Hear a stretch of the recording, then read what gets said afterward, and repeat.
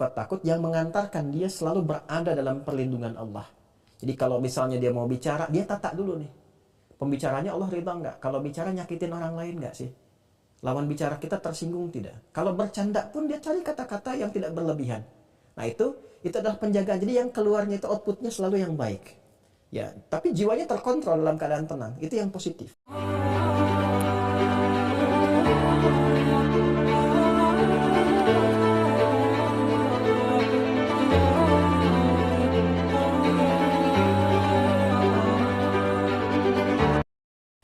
Baik, yang pertama, takut yang Allah tanamkan pada jiwa secara fitrah, itu ketakutan yang wajar. Ketakutan yang wajar sifatnya. Wajar itu ada di tengah. Ya, wa kadzalika ja'alnakum ummatan wasata. Quran surah ke-2 ayat 143. Demikian kami jadikan kalian umat yang pertengahan. Ya. Jadi saya ingin menunjuk kata wasatonya di sini. Ya, walaupun ini menunjuk kepada sikap, saya ingin tunjukkan pertengahannya. Jadi tengah-tengah ini maksudnya adalah hal yang wajar. Ya, takut, gelisah seperti tadi yang saya contohkan. Gelisah kalau tiba-tiba anak pulang terlambat, ya. Gelisah ketika awan pekat mendung, itu gelisah yang wajar. Ini bisa kita tarik ke kanan, bisa kita tarik ke kiri. Kalau yang standar, yang wajar, yang biasa ini, kita naikkan levelnya untuk mendekat kepada Allah. Dengan berlatih, berzikir, belajar, tidak harus meninggalkan aktivitas harian. Karena kerabat-kerabat, sahabat-sahabat Nabi pun, yang pebisnis, yang politisi, itu kan? Yang diplomat, yang birokrat, itu banyak. Tapi mereka malamnya masih sempat tahajud. Yang kata Imam An-Nawawi dalam kitab At-Tibyan fi Adab Hamalatil Quran, itu sampai khatam Al-Quran. Uthman bin Affan, Tamim Ad-Dari, ya, dan sebagainya. Banyak sekali pejabat-pejabat. Bahkan di militer Nabi punya 38 sahabat yang panglima dari 12.000. Itu mereka ketakwaannya tinggi, zikirnya tinggi. Nah, mereka naikkan levelnya dari yang wajar menjadi tinggi, sehingga harapannya dengan itu semua selalu ada dalam perlindungan Allah Subhanahu wa Ta'ala. Jadi ketakutannya bukan ketakutan biasa lagi, bukan standar, tapi naik di atas itu, cuma sifatnya positif. Sifat takut positif ini adalah, kalau negatif, dari yang wajar tadi yang tengah-tengah, itu terbawanya apa yang disebut dengan sekarang dengan anxiety itu. Kegelisahan yang tidak wajar, sedikit-sedikit gelisah, sedikit-sedikit penasaran. Sehingga yang keluar dari situ apa? Pertanyaan-pertanyaan yang tidak wajar. Ya, pikiran-pikiran yang tidak wajar, sehingga memberikan bahkan beban kepada pikiran, bukan ketenangan. Karena normalnya kalau dia menjadi khasyah yang positif atau khauf yang netral, itu pikiran nggak terbebani, masih biasa, tinggal dia berikhtiar mengatasi itu. Tapi kalau sedikit-sedikit dia mendapatkan kegelisahan yang memberikan beban kepada pikiran, itu was-was dari syaitan, yaitu was-was. Dan setan memberikan ketergesa-gesaan. Innamal ajalatu minasyaitan, kata Nabi. Ketergesa-gesaan itu dari setan, ya, untuk bersikap dan sebagainya. Maka bagaimana keluar dari situ? Mendekat kepada pilihan-pilihan zikir.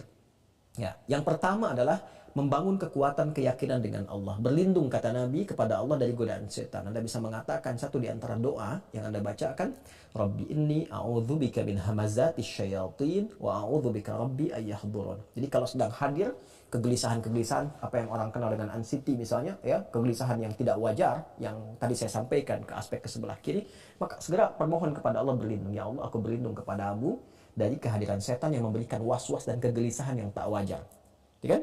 Atau Anda bisa katakan a'udzubillahi minasyaitonir rajim. Itu yang pertama. Yang kedua, Anda bisa isi dengan pilihan zikir yang tadi saya sampaikan, ya, bisa dengan Al-Qur'an. Berwudu, buka mushaf, menghadap kiblat, baca Quran. Itu untuk melatih, ya, sehingga lekat dengan Quran, lekat dengan Quran, lekat dengan Quran. Minimal Anda berusaha untuk membaca dan membaca. Ya, ada lagi misalnya, ada yang dilakukan dengan sholat, ya, ambil wudu, sholat 2 rakaat, ya, sholatnya sholat wudu misalnya bisa setelah wudu sholat atau sesuai dengan waktunya, ya, atau hal tertentu yang Anda bisa inginkan, boleh, ya, Anda kemudian sholat di situ minta ketenangan kepada Allah, boleh, ya. Ada lagi misalnya Anda cukup mengatakan zikir-zikir yang agung, la ilaha illa anta subhanaka inni kuntu minadh dhalimin, ya, atau saya ajarkan doa ini untuk menenangkan hati. Ini doanya tersambung secara maghfurat, ya. Allahumma ati nafsi taqwaha wa zakkiha anta khairu man zakkaha anta waliyuha wa maulaha. Ini doa yang sering saya biasakan baca, minta ketenangan, ya, ketentraman, ya. Saya ulangi, ya. Allahumma ati nafsi taqwaha. Duhai Allah, anugerahkan kepada jiwaku pengendalian dalam takwa. Wa zakkiha anta khairu man zakkaha. Dan bersihkanlah ia dari segala gangguan dan kotoran, karena engkaulah yang maha untuk melakukannya. Anta waliyuha wa maulaha. Engkau pemilik dan pengendalinya. Saya ulang ya. Allahumma ati nafsi taqwaha wa zakkiha anta khairu man zakkaha anta waliyuha wa maulaha. Itu doa asalnya. Kalau dihadapkan pada situasi yang besar yang berpotensi melahirkan kegelisahan, ini bukan muncul dari kita tiba-tiba, tapi hal yang besar yang akan kita hadapi, menghadap seseorang, menghadap ini, dan berpotensi kita agak khawatir atau takut, maka baca doanya Nabi Musa. Ya, yang di surat Thaha itu, Rabbi shrahli sadri wa yassirli amri wahlul 'uqdatam min lisani yafqahu qawli. Nah, itu diantaranya. Sedangkan yang kedua, bagaimana menanamkan rasa takut kepada anak. Anak itu bening, jernih, dan hanya mendapatkan pantulan dari lingkungan sekitarannya. Itu yang kata Nabi, kullu mauludin yuladu 'alal fitrah. Setiap yang lahir itu berada dalam fitrahnya. Jadi anak itu baik, bersih, bening, gitu kan? Nah, kemudian juga cenderung kepada kebaikan. Tapi fa'abawahu, lingkungan sekitaran, yuhawidanihi au yunassirani au yumajjisani, memberikan pengaruh kepada dia. Nah, maka hal terbaik kata Al-Quran, ya Al-Quran dulu, menjadikan anak itu dekat dengan Allah, takut kepada Allah yang positif tadi itu, bentuk lingkungan di keluarga yang baik. Orang tuanya dulu praktekkan, ya, sholat berjamaah sama-sama, ayah jadi imam, ibu ada di situ, anak melihat, mencontoh, ngaji Quran, ngaji dulu bareng-bareng. Jadi kalau orang tuanya minta, tapi orang tuanya nggak pernah ngaji, anak akan melihat. Itu yang dimaksudkan. Jadi lingkungan ditata, soleh dulu, itu spirit Quran surah ke-3 Ali Imran ayat 35 sampai 37. Jadi Imran dengan Hannah itu diberi contoh oleh Allah lewat Imran dan Hannah. Jadi bukan Nabi, bukan Rasul, supaya kita nggak ngeles.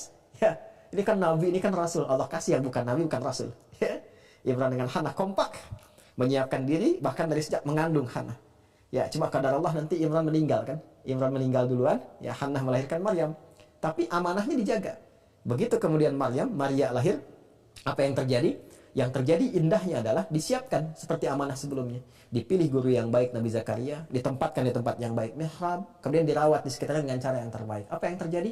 Jawabannya fataqabbalaha rabbuha biqabulin hasanin wa ambataha nabatan hasana. Selanjutnya, ketika orang tua benar-benar berikhtiar seperti tadi yang disampaikan, harta berikan yang halal, doa minta kepada Allah, ayat 36-nya berdoa, doa minta kepada Allah Subhanahu wa taala, berikan harta yang halal, bangun lingkungan yang kondusif, cari guru yang baik, biarkan selanjutnya kata Allah, saya yang menjaga anak itu berada dalam penjagaan yang terbaik. Itu spiritnya, dan prakteknya ada di Quran surah 31 Luqman